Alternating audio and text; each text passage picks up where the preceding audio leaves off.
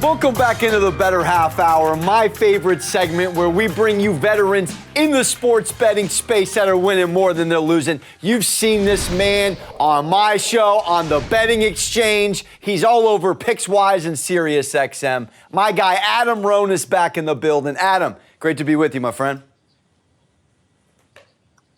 Great to be here, man. It's March Madness, NCAA, NBA. Very fun time for sports betting. Very fun time indeed. All right, let's talk conference tournaments. I want to start out in the ACC. Duke loses, of course, that last home game with Coach K, but they're still the favorite to win the tourney. They've won it 15 times. Under Krzyzewski, they're around minus 135 on DK. Do you like that play for them to win the 16th and final for him? I think you have to. I think maybe there's a little bit of an overreaction to what happened on Saturday because I think we're getting a better number than we should. They're clearly the best team in the ACC. I mean, this might be the worst ACC we've seen in a decade. So there's just not many good teams. So, yeah, you want to always get plus odds if you can, but I'll take this number. There might have been a little pressure on them. It's good preparation. I think it's going to have them come out strong here in the conference tournament and then in the overall tournament. And they're only going to have to beat one of North Carolina or Notre Dame. So, yeah, I'm going to go with Duke here. I'm with you. All right, let's look at the Big 12, Adam. We're seeing a tie right now between Baylor and Kansas on DraftKings, both at plus 200.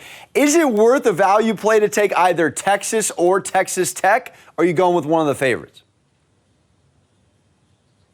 Yeah, I think I'm going with one of the favorites. I lean towards Kansas. This is going to be like a home field for them in this tournament. I mean, they're both Baylor and Kansas going for a 1 seed. I thought Texas Tech was interesting. They're just not playing great right now. So they don't come into this tournament on a roll. Now, they have played well in big games this year. They got some size and defense to compete with anyone. They beat Baylor twice this year. We know Baylor's had a lot of injuries this year, and they played Kansas close as well. But I think your best bet is going with Kansas or Baylor. I lean towards Kansas right now. And talking about the SEC, might be the most interesting tournament. We have Kentucky, who is the favorite. Of course, an incredible team, all 5 stars in double figures. You got Bruce Pearl's Auburn squad right there second. Are you going with one of them or Tennessee and or Arkansas? Again, all these teams were top 25 at what point this season? Well, I don't want to go all chalk. I do like Kentucky a lot. I think the SEC is loaded. Kentucky obviously is playing very well. But I think you have to put something on Arkansas at this price. I would definitely take a shot on them. They're playing very well. JT Notte is a star for them. They got Jalen Williams inside, so they definitely can make some noise. I'm fading Auburn. I worry about their guard play, so I think it's going to catch up to them. But again, I do love Kentucky, but you do have to sprinkle something on Arkansas at this price. I know you don't want to swallow juice when it comes to these futures. We're looking at Arizona, though, Adam. Top 3 offense in the country at around minus 120 on DraftKings. Is that an automatic fire for you? Do you think UCLA or USC could make a push, or is it Arizona's conference to lose?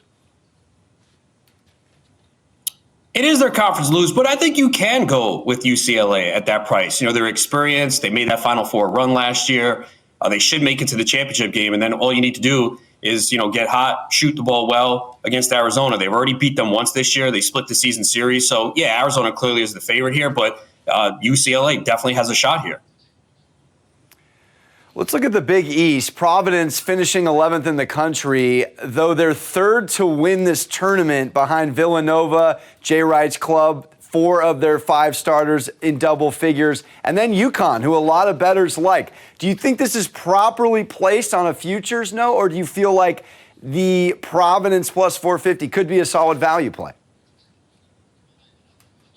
Yeah, no, I'm not going with Providence. I know they're the top seed, but they had a few games canceled against the top teams this year that kind of helped them a little bit. They won a lot of close games. Again, they're a good team, but I think Villanova and UConn are better. I like the price on UConn. RJ Cole is really good. He's leading them. It's going to be a great game between UConn and Villanova, likely in the semifinals, and both teams will have a lot of fans there. So I think whoever wins that game takes the Big East, but I'm going with UConn here.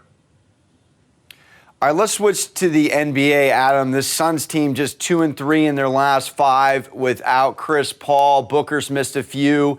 They're on a back-to-back here. Barely caught a win last night against the Magic. They're staying in Florida, going against the Heat. Best right now in the East and a great cover. Do you think Miami takes advantage of them on the against the spread number, or do you think that Phoenix can cover?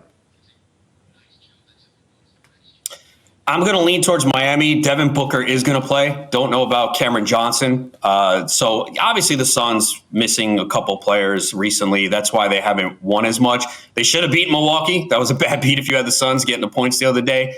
I hate betting against the Suns because they're so good, but Miami is just on a roll right now. When they have their whole lineup, they're just so good defensively.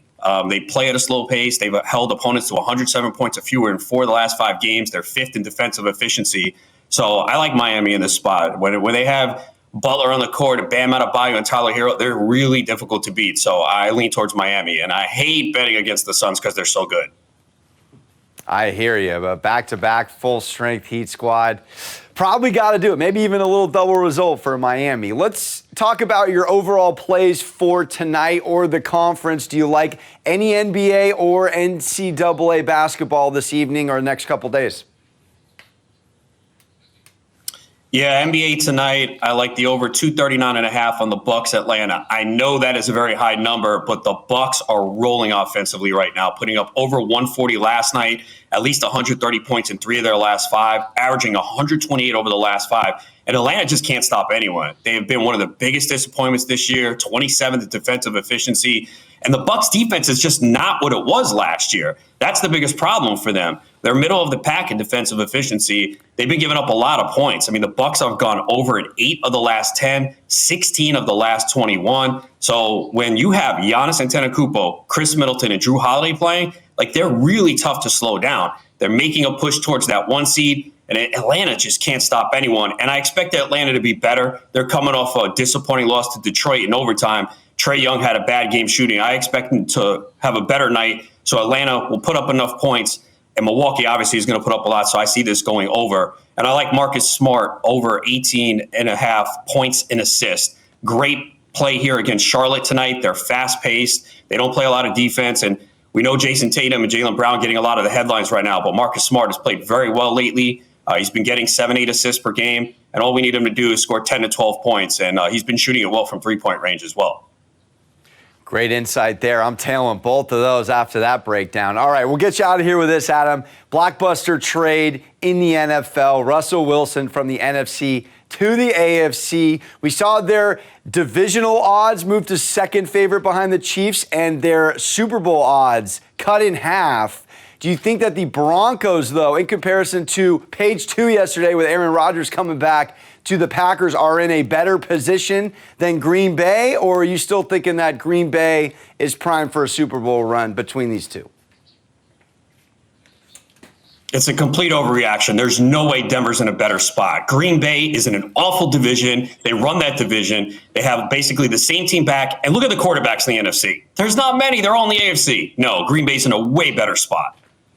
There it is. Adam Ronis, always bringing the value. Appreciate you stopping by with phenomenal insight. Don't go anywhere. We're talking golf, the Players Championship, TPC Sawgrass, here on the Bettor Half Hour.